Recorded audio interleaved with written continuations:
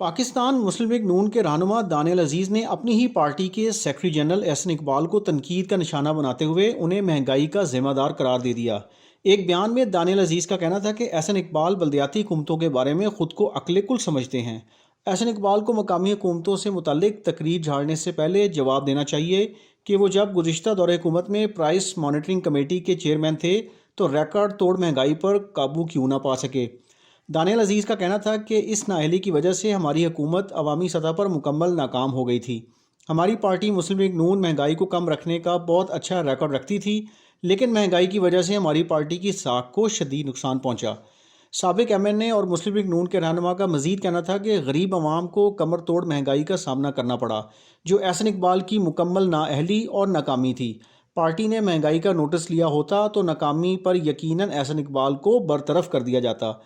ان کا کہنا تھا کہ الیکشن سر پر ہیں اور پارٹی مہنگائی کا نوٹس نہ بھی لے تو عوام ہر حال میں لیں گے۔ اب وہ ووٹ کو جاری مہنگائی سے جوڑ رہے ہیں، جس کے ذمہ دار احسن اقبال ہیں۔